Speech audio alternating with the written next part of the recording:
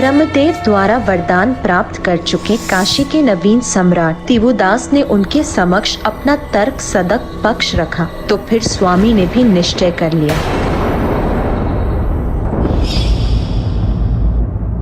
उमा, मुझे काशी छोड़कर जाना होगा।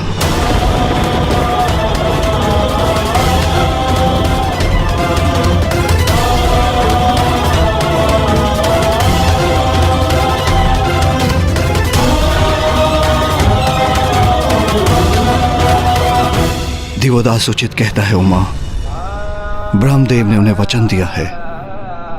उनके वचन का मान तो मुझे किसी भी अवस्था में रखना होगा। उचित है नाथ, मैं भी आपके साथ चलूंगी। हम कैलाश लौट चलेंगे। चलिए स्वामी। नहीं उमा, आप जगत माता हैं, स्वयं प्रकृति हैं। आपके बिना संसार का भरण पोषण असंभव है। देवताओं के अभाव में संसार की रक्षा हेतु आपका यहां उपस्थित रहना अति आवश्यक है। मुझे काशी छोड़कर जाना होगा। आपको अपने निवास, अपने स्थान पर दृष्टि बनाए रखने के लिए यहां रहना आवश्यक है।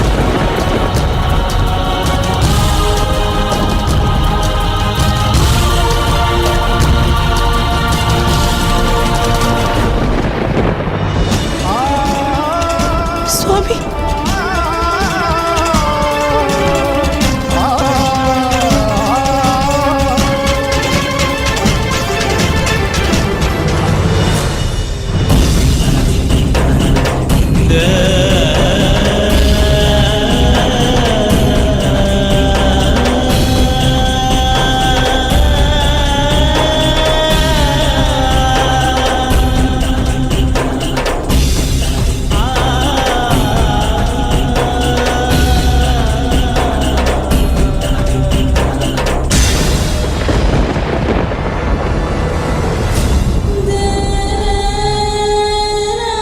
ब्रह्मदेव ने उन्हें वचन दिया है।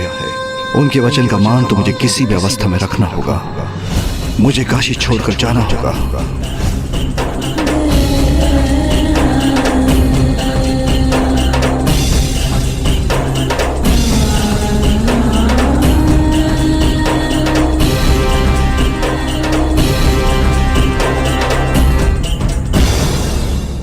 जिस दिवस काशी मेरे स्वामी से रिक्त हुआ, उसी दिवस देवताओं के अंश भी काशी छोड़कर चले गए।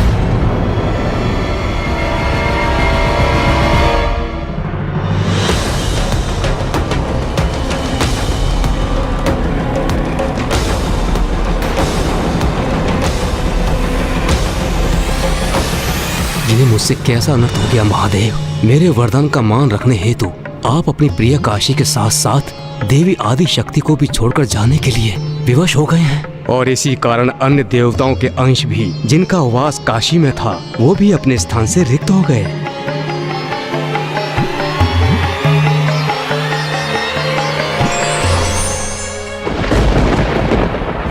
और तब से मैं मेरे स्वामी के आदेश का पालन करते हुए यहाँ स्थित हूँ और उनके लौटने की प्रतीक्षा कर रही हूँ। ये कैसी विडंबना है माँ। भक्त के लिए भगवान ने अपने निवास का भी त्याग कर दिया और आप अपने पति के लिए अर्थात पिताश्री के लिए उनके उस निवास को संभाल कर रख रही है। ज्ञात नहीं, मुझसे विलग होकर मेरा स्मरण भी करते हैं वो। क्या मेरा विचार भी करते हैं वो, अथवा अपने ध्यान में इतने लीन हो गए हैं कि मुझे भूल ही गए। पिताश्री आपको भूल जाए, ये कैसे संभव है माँ? ये संशय भी भला कैसे उत्पन्न हो सकता है आपके मन में? मुझे स्मरण है, जब हमने काशी आने की अनुमति मांगी थी तो पिताश्री कितने आनंदित और उत्साहित थे। क्या मैंने उचित सुना? गणेश ने काशी नगरी का नाम लिया क्या? किंतु उनके उस उत्साह का कारण अब समझ में आ रहा है मुझे। ये सब तो पिताश्री की ही लीला है। उन्हें तो आरंभ से ही ज्ञात था माँ कि ज्ञानारी जी को पिशाच योनि से मुक्ति दिलाना तो मात्र एक कारण था। मेरे और भैया के यहाँ आने का और आपकी और पिताश्री के अंश के वियोग से अवगत होने का, और हमारे यहाँ आगमन का वास्तविक कारण तो पिताश्री के अंश उनकी प्रिय काशी लौटाने का उपाय ढूंढना है। माता, माता, माता, माता। ये तो ऋषि जगेश्वी है। माता, ऋषिवर, ऋषिवर, ऋषिवर उठिए।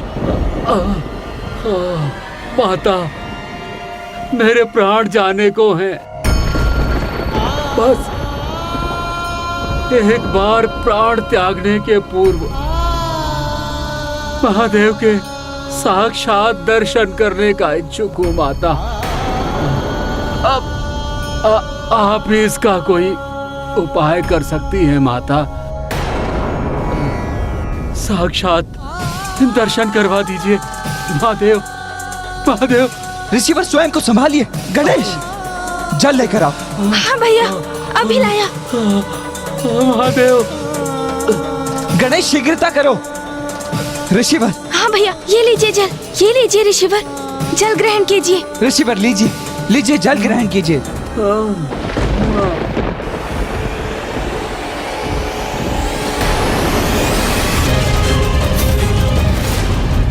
जब तक महादेव के साक्षात दर्शन नहीं कर लूंगा निर्जल ही रहूंगा। माँ, ये जल को अस्वीकार क्यों कर रहे हैं? ये महादेव के साक्षात दर्शन करने के पूर्व अपना शरीर नहीं त्यागना चाहते, इसलिए जल ग्रहण करने से मना कर रहे हैं पुत्र। किंतु ये भी कैसे संभव होगा पुत्र, क्योंकि स्वामी का तो काशी में प्रवेश ही वर्जित है। ओम नमः शिवाय। ऋषिवर तो अपनी चेतना खो रहे हैं। माँ, अब तो स्थिति द्विगुणित हो रही है और विकट बनती जा रही है। यहाँ ऋषि जगेश्वी को यदि पिताश्री के दर्शन प्राप्त ना हुए तो वो अपने प्राण त्याग देंगे, और बाहर ज्ञानारी जी का पिशाच बड़ी आतुरता से भैया और मेरे द्वारा उनकी मुक्ति का उपाय करने की प्रतीक्षा कर रहे हैं।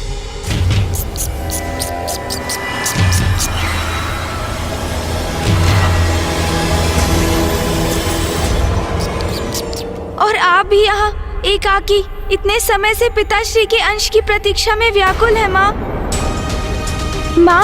आपकी पीड़ा दूर करने के लिए हमें सर्वप्रथम पिताश्री को काशी लौटा कर लाना होगा।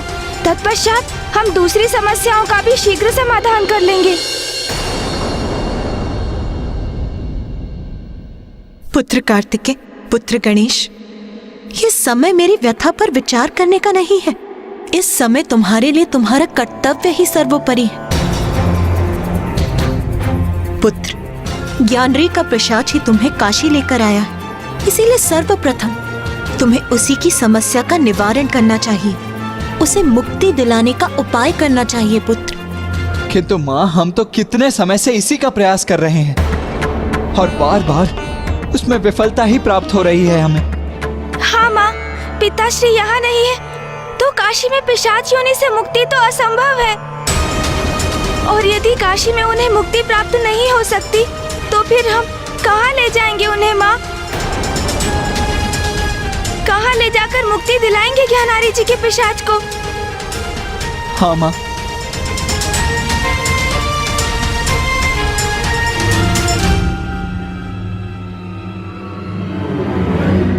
गया, गया, गया। उसे गया ले जाओ पुत्र, वहीं उसकी मुक्ति संभव है।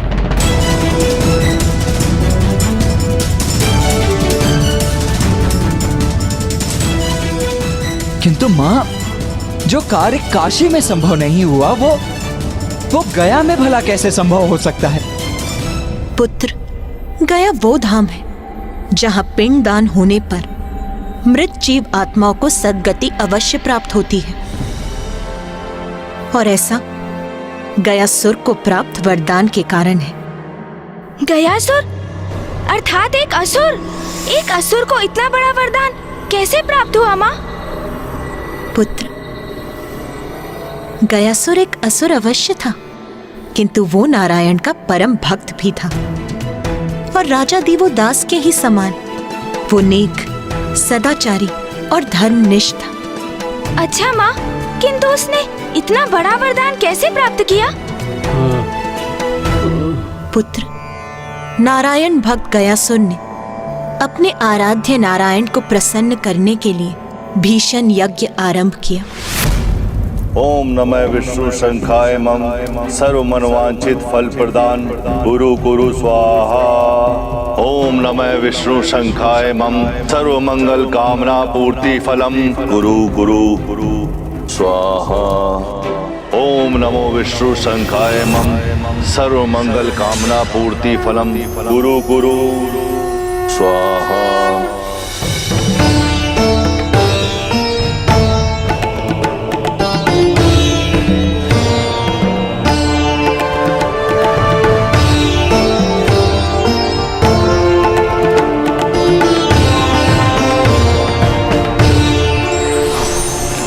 पुत्र गयासुर,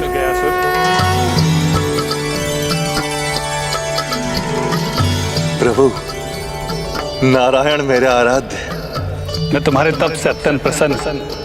कहो क्या वरदान चाहिए तुम्हें? मुझे तो मात्र आपका तप करने से ही अपार सुख और शांति की प्राप्ति होती है, और आपने तो मुझे साक्षात दर्शन देकर कृतार्थ कर दिया प्रभु।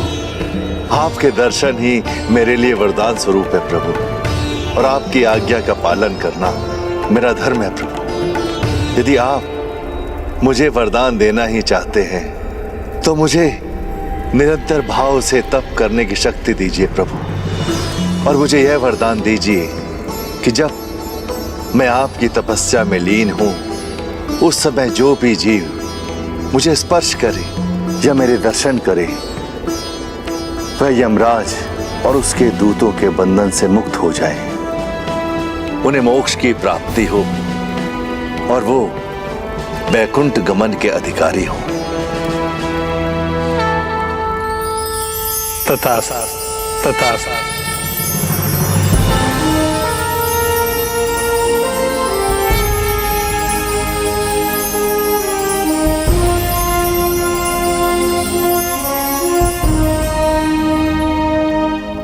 आपके इस आशीर्वाद के लिए आपका कोटि कोटि धन्यवाद प्रभु। और इस प्रकार गयासुर के वर प्राप्ति से सृष्टि का संतुलन बिगड़ने लगा। दुर्जन अत्याचारी पुरुष पाप कर गयासुर का स्पर्श कर लेते थे और मोक्ष पाकर वैकुंठ पहुंच जाते थे। हम पापियों के साथ न्याय करने में, उनको दंडित करने में असमर्थ हैं प्रभु, और गयासुर के प्रभाव से पापी भी मोक्ष के अधिकारी बने हुए हैं और अधिकतर जीव मोक्ष की प्राप्ति कर रहे हैं। इसीलिए पुनर्जन्म का चक्र भी खंडित होता जा रहा है। ये अनर्थ कब तक होता रहेगा महाराज? आप यथाशीघ्र कुछ कीजिए, अन्यथा सृष्टि का घोर अनिष्ट हो जाएगा। मैं शीघ्र अतिशीघ्र इस चिंता को त्रिदेव के समक्ष रखूंगा। अब वही इसका कोई समाधान सुझाएंगे।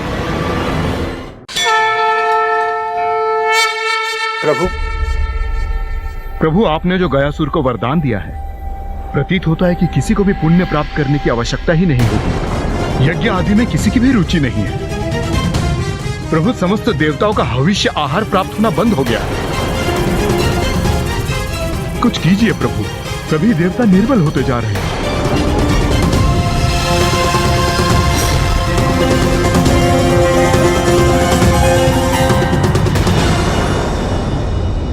महादेव, यदि ऐसा ही होता रहा तो जिस संसार की रचना आपने और माता आदिशक्ति ने की है वो जीवों से रिक्त हो जाएगा। नहीं, इस समस्या का एक ही समाधान है, गयासुर की मृत्यु हो। जब वो ही नहीं होगा तो उसके माध्यम से किसी को मुक्ति भी नहीं प्राप्त हो पाएगी। सृष्टि के हित के लिए मुझे उसका अंत कर ही देना चाहिए। नहीं देवराजेंद्र, गयासुर मेरा भक्त है, निर्दोष, निष्कपट। मैं मैं मानता हूं कि संसार की सुरक्षा आवश्यक है, किंतु उसके लिए किसी निर्दोष का वध करना कदापि उचित नहीं। और वैसे इस समय आप सभी देवताओं में कोई इतना सामर्थ्य नहीं कि गयासुर को क्षति पहुंचा सके, किंतु नारायण, क्योंकि मेरे वरदान के कारण उसके चारों ओर एक प्रबल ऊर्जा है। अब यदि मैं आपका सुझाव स्वीकार भी कर लूं ना देवराजन, तो आपकी शक्ति उस प्रबल ऊर्जा को भेद कर गयासुर का वध नहीं कर सकती। हमें कोई ना कोई उपाय तो निकालना ही होगा, वो भी शीघ्र, अति शीघ्र।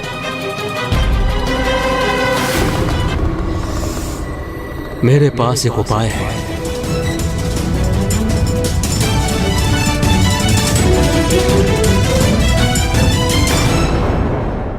ओम नमः विष्णु शंखाय मम सर्व मंगल कार्याय पूर्ति नमः कुरु कुरु स्वाहा। ओम नमः विष्णु शंखाय मम सर्व मंगल कामना पूर्ति फलम कुरु कुरु स्वाहा। गयासुर,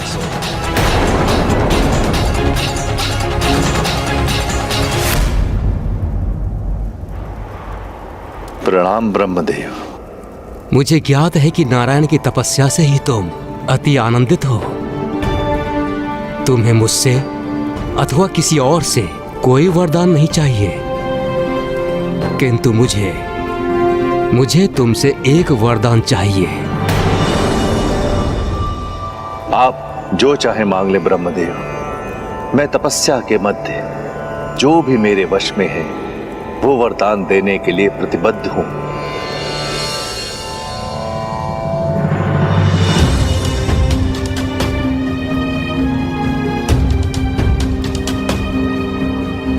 गयासुर, नारायण द्वारा तुमको दिए गए वरदान से पवित्र हुए तुम्हारे तन पर विराजमान होकर मैं यज्ञ करने का इच्छुक हूं।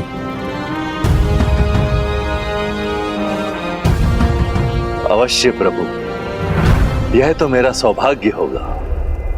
जब तक मैं तुम्हारे तन पर आरूढ़ होकर ये यज्ञ संपन्न नहीं कर लेता, किसी को भी हमारे निकट आकर मेरे यज्ञ में व्यवधान डालने की अनुमति नहीं होगी।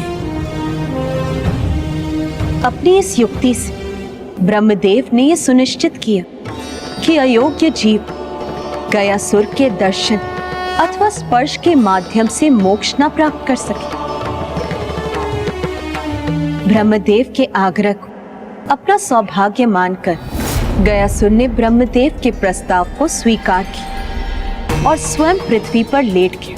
उसका विशाल शरीर 5 कोस के क्षेत्र में फैल गया और ब्रह्मदेव उस पर स्थित होकर यज्ञ करने लगे।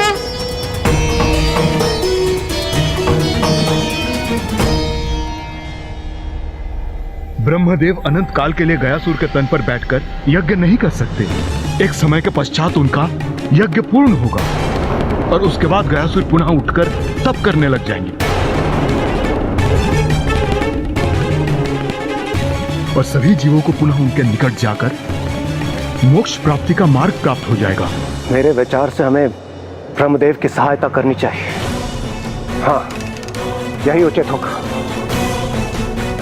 हमें गयासुर के भिन्न अंगों पर स्थापित होकर अपने भार से उसे दबाए रखना होगा, जिससे कि वो उठ न सके। किंतु उसकी विशाल काया के कारण हम देवताओं को सम्मिलित रूप से प्रयास करना चाहिए।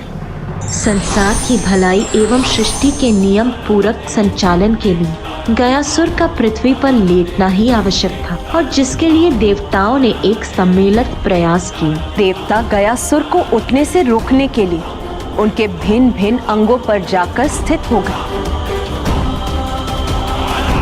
हमारे भार से गयासुर पर कोई प्रभाव नहीं पड़ रहा। हमें उस पर और भी भार डालना होगा।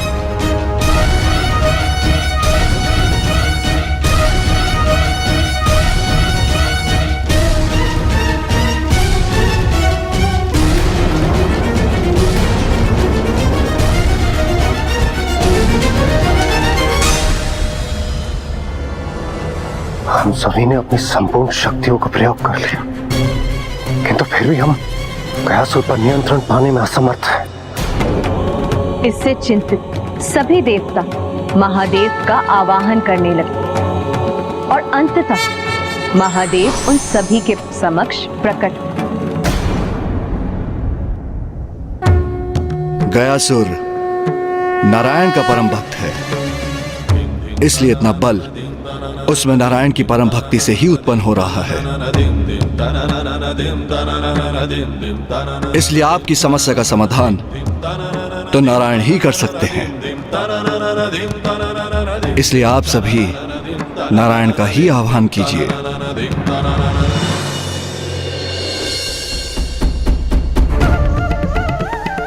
ओम नमो नारायणाय नमः। ओम नमो नारायण नमः। ओम नमो नारायण नमः। ओम नमो नारायण नमः।